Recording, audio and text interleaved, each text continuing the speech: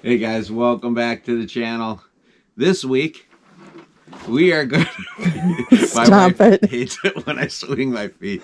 We're going to be trying our hand at tapping our maples here at the cabin. And I'm not a pro at this, obviously. We're just going to try our hand at it. I've only got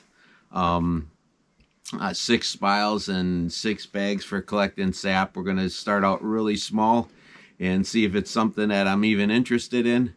But I figured, what the heck, I'll take you guys along on the journey. And I learn a lot from my viewers. If you have any suggestions or any comments that you want to leave after this video, go ahead and leave a comment in the comment section. I'm not opposed to people helping me out. So we're going to go take a little bit of a walk, and we're going to see where our bigger maple trees are.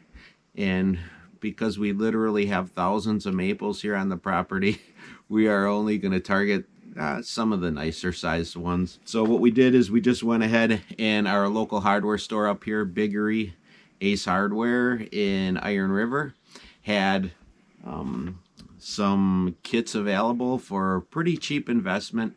We figured, let's go ahead and pick up a half dozen and see what happens. And if you're new to maple syrup like me, I didn't even know how to put these stinking bags on. It's a pretty easy setup that they have here. It comes with there's underneath a blue plastic here, there's an expandable, looks like maybe galvanized steel ring. You put your bag on, you overlap, they say about 3 inches or so. And then inside this part, they've got some, it's a big woodpecker sitting there going nuts right next to us. I don't know if the camera picked that up. But that ring just slides inside those grooves. And then on one side they have a hole. And that's for when you tap the tree and put your spile inside of it. It'll hang right on and then collect your sap. And looks like there's not much room for bugs or anything to get inside, or debris that's falling off the tree if it's getting a little bit windy. So let's go ahead and try our hand at it. The only tools that I have for it, and I think this is all we're going to need, is just a simple hammer. And then we have our Milwaukee cordless drill. So we'll go ahead and get to work. So this is probably the most crooked maple tree I've ever seen. What we're going to go ahead and do, from everything I've read, it says drill a hole about 1.5 inches to 2 inches inside the maple. And usually you want to pick the sunny side of the tree. And best way to know if this is going to be a good maple tree is you take your hammer, go like this 3 times, and then listen. I don't know if you could hear that 3 knocks that came back about 3 seconds later. You're so full of beans. That tells us this is a good tree. Goodness. All right, so let's go ahead and tap it.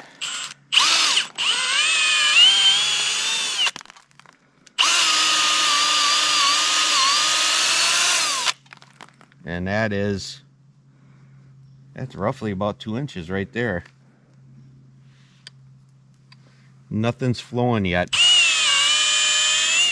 We're a little bit early, but I'm gonna let these bags sit up here all week long because we know we're a little bit early, and then next weekend I'll just stay up a little bit longer than what I usually do. So it's as simple as just tap it in, and if the sap was running, we'd already see it, but it's not running. I'm hoping maybe as it warms up, we're supposed to get into the 30s this week. I'm hoping we'll be a little bit ahead of schedule, and that maybe we'll start getting some sap, and we can beat the sap run, or what do they call that?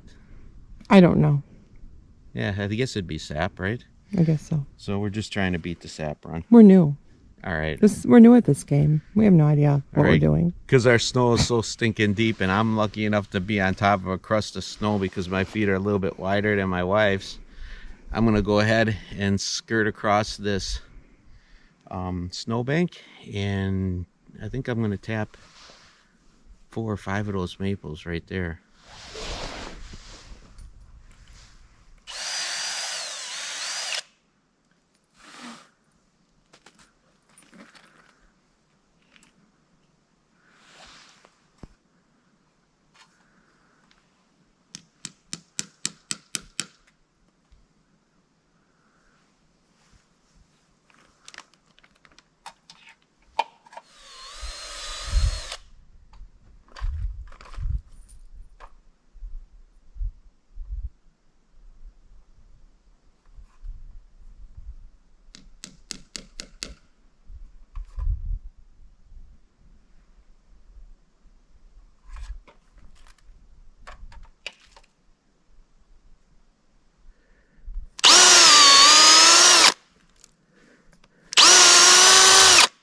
There, we got all the sawdust out of that one.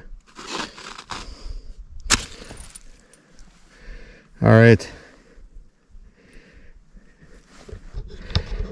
All we need is a warm day or two now. Keep in mind we don't have any sap running out right now because this is early in the morning. These trees are still frozen through the night. But as that sun warms up on the bark, from everything I'm told, that sap should start running. And there's the hole on the holder, and that just fits over that barbed end, and it's as easy as pie. That one's all on and ready to roll. I went ahead and just picked some of the bigger trees here that obviously are by the cabin, and I don't have that far of a walk to go. This year has just been horrible with the amount of snow that we have. So you know, if this is something that I do really enjoy and that takes off, I think I'm going to go ahead and bring my two snowmobiles up here, and next year we'll go ahead and we'll just pack a trail with the sleds, and then just simply drive up to each tree, and then that way too, when we have to carry the sap out of here, it won't be so hard. But yeah, this will be kind of a fun, relaxing little project. We're so early in the morning right now. I think it's about 15 degrees out, but by, I think they said it was about 10 o'clock, we're supposed to be all the way up to like 37 degrees, and this is Fahrenheit. So that sap should start running. Neighbor's been doing it for years, and I noticed last week he just started getting his equipment out, and he encouraged me. He said, Carl, if you're thinking of running any maple syrup in the next couple weeks, that sap's going to start running. So get your supplies ready. And if this ends up being something that takes off and we really like it, well, then that'll be another cool project. I'll make an evaporator for the yard here that we can use natural wood to fuel the fire. And with these trees, I'll probably just use, I have a propane, I don't know, it's like a deep fryer for making turkey. I'll go ahead and I'll use that to evaporate the water out of the sap. So all right, let's see how it goes. Maybe it's a flop, I don't know, but I have the feeling that maybe next year, if I can coordinate my time with the neighbors, I'd like to come up and watch a professional do it. All right, let's see what's back at the cabin. I hate this hat. I love that hat. So I told the story about the hat? No. Why? Hey guys, you'll never guess where we are this week. It's our anniversary weekend. So we've been fighting for 28 years. Yeah. So this is our annual trip to Bond Falls. Come along with us, and we'll show you, if you haven't seen Bond Falls yet, how beautiful it is up here.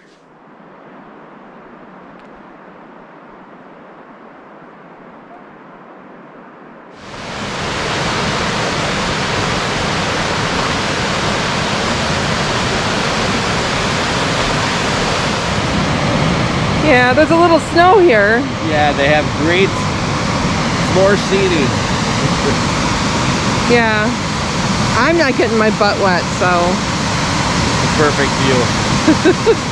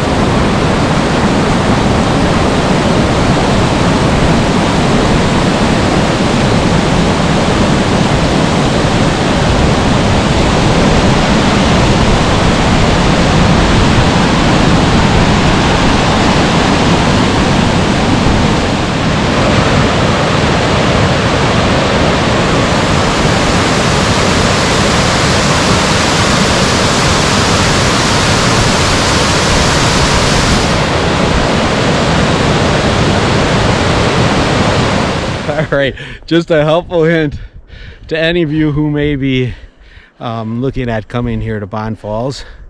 We're on our way out right now, and if you look behind us, I should have had somebody stand down there so you could get a good reference, but it's steep. That's a huge drop. But this is definitely the way to enter the falls rather than going through the woods along the river. We did that last year. That was insane. We're only halfway up the hill. This is all packed down solid from the snowmobiles, and a lot of the snowmobilers have picked tracks, so that's stirred up enough that it hasn't been slippery at all, has it? No. That's been good. So if you're old like us, this might be the way you want to go. Yeah, I have two tips. Yeah. Don't get old. Yeah. And if you're in shape, stay there. Because this is hard. We're only halfway up the hill, and I bet you we're 100 yards at least from the base, hey? Yeah. All right. Let's get trekking. Oh my gosh.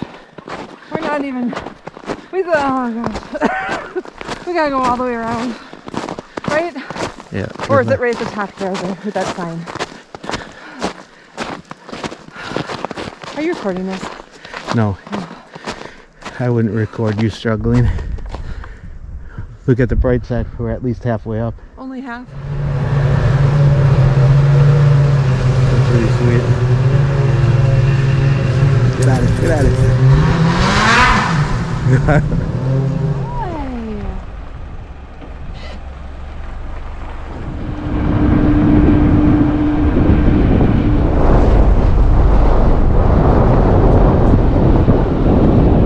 So thank you for joining us this week on our video. We appreciate you guys coming along with us to Bond Falls. Coincidentally, this week it was cold outside, and I think last night we got 17.5 inches of fresh snow. And so we opted to come back here downstate, back by home, and we are gonna hold off on checking for the sap because it has to reach, you know, those temperatures we talked about earlier. Freezing in the nighttime, and then in the 40s during the day. Yep, up to about 40 at daytime. That's not happening yet. That ain't happening. So we'll maybe give it a week or two, and we'll see how things go, and we'll give that snow a little bit of a chance to melt. So we're freezing our buns off. We're gonna start heading home, and we'll catch you next time on Carl's Off the Grid.